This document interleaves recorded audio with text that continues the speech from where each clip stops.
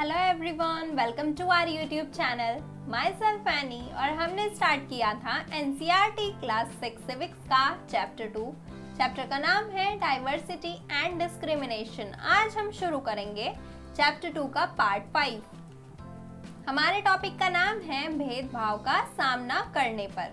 क्या होता है कि सभी लोग आजीविका के लिए यानी कि पैसे कमाने के लिए अलग अलग काम करते हैं, लेकिन कुछ कामों को तो महत्वपूर्ण माना जाता है और कुछ को महत्व नहीं दिया जाता। कुछ कामों को क्या माना जाता है? निचला काम माना जाता है और कुछ को बहुत महत्वपूर्ण माना जाता है, जैसे कि डॉक्टर का काम, टीचर का काम और जो व्यापार करते हैं, ये सभी काम, पढ़ना पढ़ाने का काम, ये सभी काम क्या माने जाते हैं? महत्वपूर्ण माने जाते हैं और इन जो कामों को करने वाले हैं उन लोगों का सम्मान किया जाता है। वहीं दूसरी तरफ कुछ कामों को महत्व नहीं दिया जाता, उन्हें निचला समझा जाता है, जैसे कि साफ सफाई करना। इन कामों को अपवित्र और गंदा काम माना जाता है। क्यों? साफ सफाई करना इतना गंदा काम है। अगर इमेजिन करो एक दिन साफ सफाई ना हो, हमारे आसपास की जितनी भी गलियां हैं, जितनी भी सड़कें हैं, वहां पर साफ सफाई ना हो, हमारे घर में साफ सफाई ना हो, तो सब जगह कितना गंदा हो जाएगा। तो ये साफ सफाई का काम बहुत इम्पोर्टेंट है, लेकिन इसको महत्व नहीं दिया जाता। यही क्या है? जाति व्यवस्था का बहुत महत्वपूर्ण पहलू है। जाति व्यवस्था में बिल्कुल ऐसा ही होता था।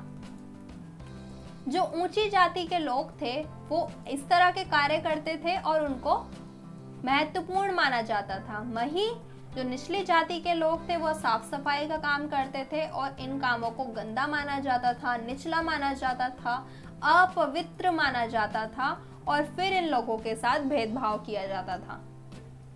जाति व्यवस्था में क्या होता था? कुछ ऊंची जाति होती थी और कुछ लोग निचली जाति के होते थे।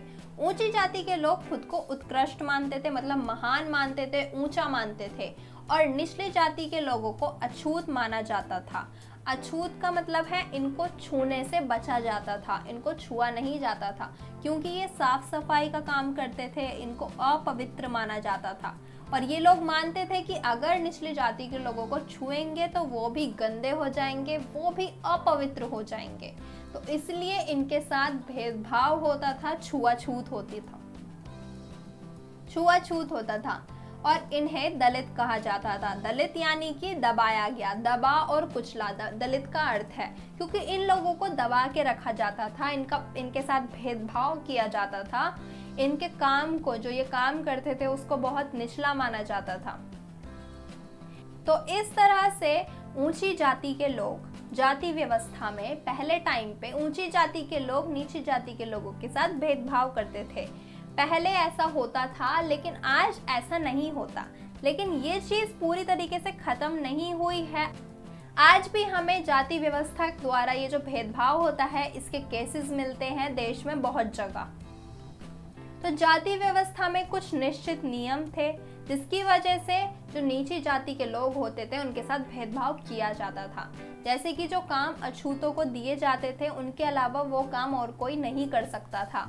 कोई व्यक्ति है निचली जाति का, उसका काम साफ सफाई का है और निचली जाति के सभी लोग ये काम करेंगे, कोई भी ऊंची जाति का व्यक्ति ये काम नहीं करेगा। कचरा उठाना, साफ सफाई करना, मरे हुए जानवरों को हटाना, तो ये काम होते थे निचली जाति के लोगों के। ऊंची जाति के गांव तथा घर के कुएं से पानी नहीं पी सकते थे।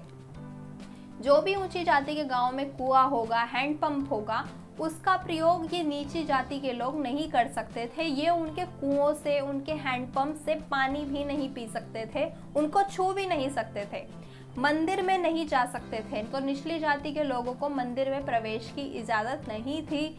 स्कूल में ऊंची जाति के बच्चों के साथ नहीं बैठ सकते थे।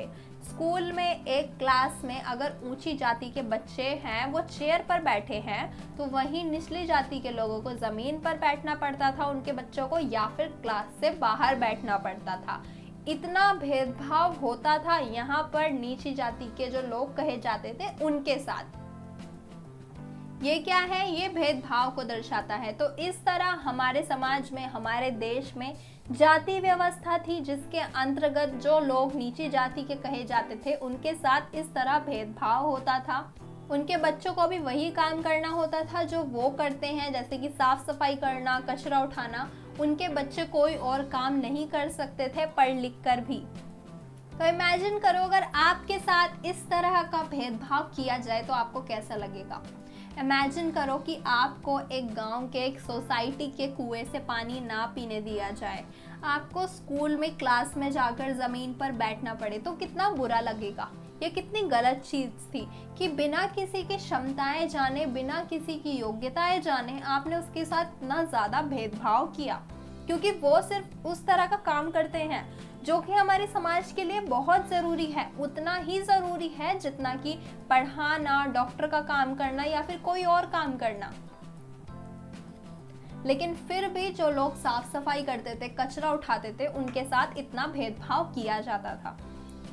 तो आगे आने वाले टॉपिक में हम वही बात करेंगे डॉक्टर BR अम्बेडकर के बारे में, जो एक निचली जाति से ही बिलोंग करते थे, और हम उनकी कहानी में समझेंगे कि कैसे उन्होंने भेदभाव को फेस किया था।